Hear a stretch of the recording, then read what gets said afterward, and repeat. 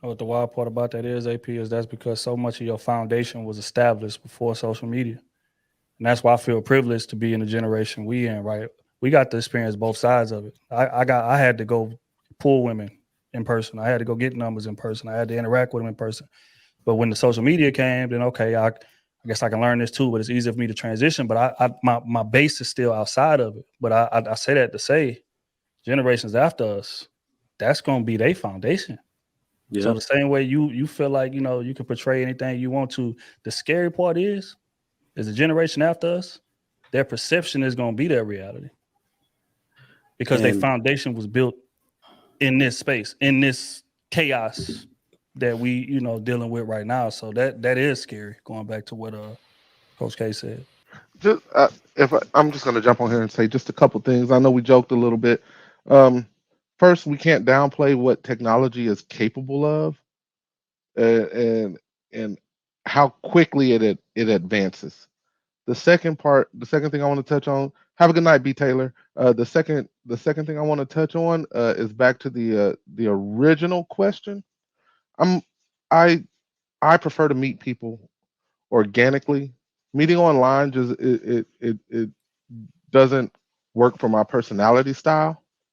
Like just the way I am, it's a lot easier if I meet you. I know where you're at. I know where you're going. You know where I'm coming from. You can look me in my eyes. I can look you in your eyes, and we can have real dialogue, as opposed to meeting somebody online through a chat or whatever is used now. Um, you can be you can totally misrepresent yourself. What do you call it? Catfish. You can totally be somebody you are not.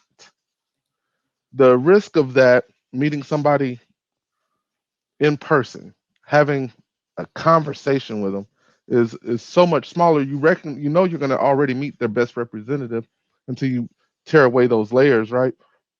But you reduce, and this is just for me, you reduce all of that uh, uh pretending. It makes it much more difficult to pretend in person. So I'm not going to go on a date with somebody that I met online. I'm just not going to do it. If I didn't meet you in person, we likely will never ever go on a date until I do meet you in person. What the wild part about that is, AP, is that's because so much of your foundation was established before social media. And that's why I feel privileged to be in the generation we in, right? We got to experience both sides of it. I had to go pull women in person. I had to go get numbers in person. I had to interact with them in person.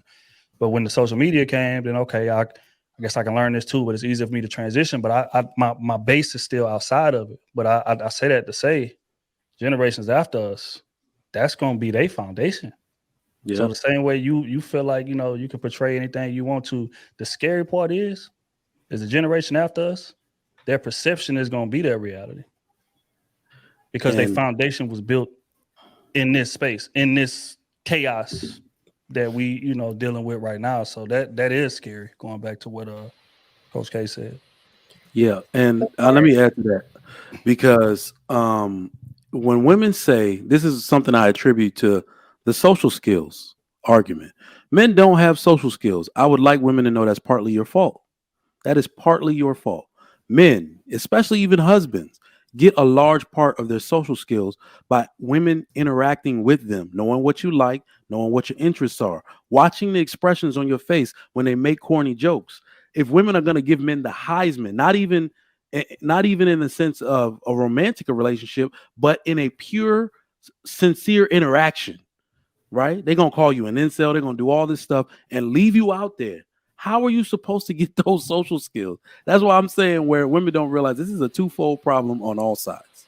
So, Trigger Mike, I need you to go get your cap back because the amount of men that I have seen say that, hang on a second. Let me prove my point.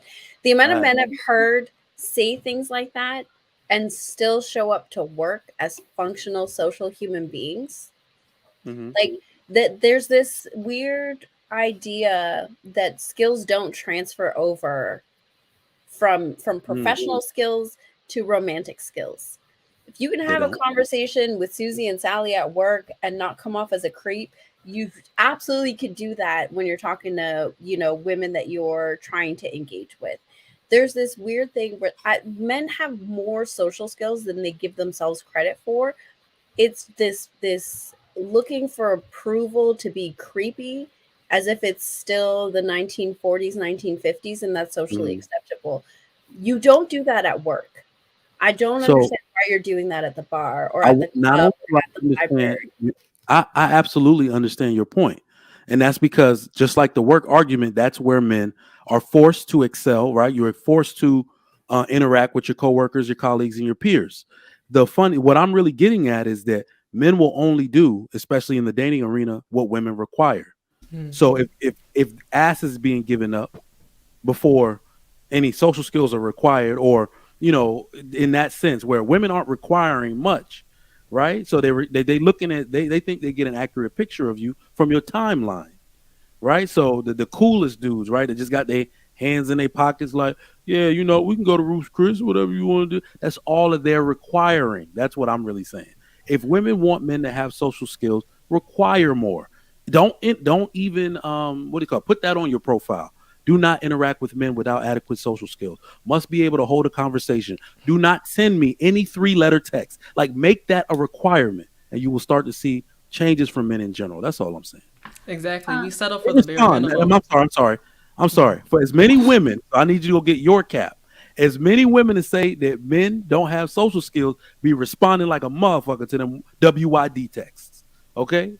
They be responding to them shits. Yeah, we settle for the bare minimum sometimes. I agree, because if we settle for just DMs every time, like you said, somebody saying what you doing, bare minimum, we're responding. He got his cap now, but we were always responding in that case. But if we don't, we set the standard. If we tie a text, then you better tell him to call or don't respond back to his text. But if you if you don't set the standard, he'll do whatever he wants to do as long as you allow it. But if you're just silent and let that happen, that's on you.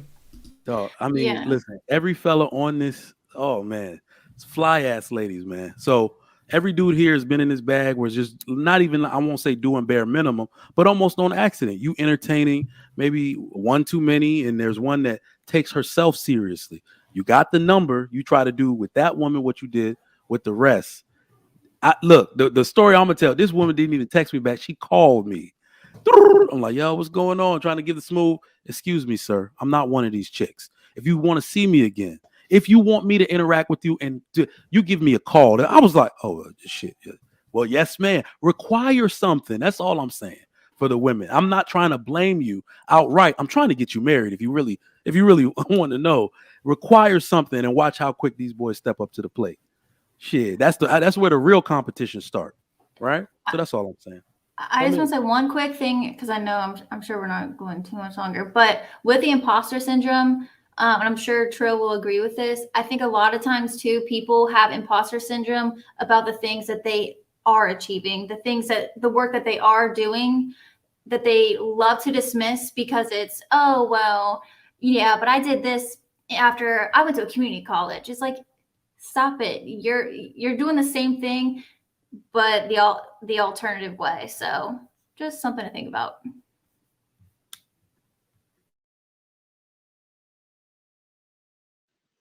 Trill, real quick, I'm curious.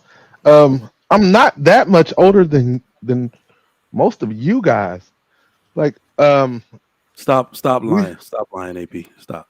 Bro, I'm 41. I'm 33. I'm much older than you. 25. I mean, like 39. Golly. Never mind. I take that statement back. No. But real quick though, that's why I categorized all us the same. I said our generation is the last generation who got some foundation in before this social media stuff hit. Like we had to become who we were before social media. The generation after my generation, they ain't got that. They was kids when Instagram was out. It was kids when, you know what I'm saying, Facebook is out. Like when we was kids, it wasn't no social media. Social media didn't come into play until my 11th grade year, 10th grade year, something like that. And it all started with chat rooms. Most of who I was established already. Yeah, for me, that's one of the things I struggle with, because we was born in the era of from publicity where everybody else had to speak for you. and it was really weird for you to walk in the room and say, hey y'all, I'm X, Y, and Z. And in this era, you have to self-promote. And it's hard for me to do it because I feel like, man, that's like it's against the nature of who I am. It's so like I can't really. I think you might understand what I'm saying. Or you Fatty want to get on come my to nerves. conversation and be like, all of these prerequisites should speak for themselves. Like, so like back in the day with sports or something, right? It was only 2 or 3 legacy magazines, Chicago Tribune or the Chicago Sun-Times. Only 1 to 2 people could be that guy. So if you was that guy, everybody knew it. Now I could average 100 and have the same amount of Instagram followers as somebody who averaged 2, but promotes himself all day, every day. It's super weird to me. I'm not gonna lie, it's super weird.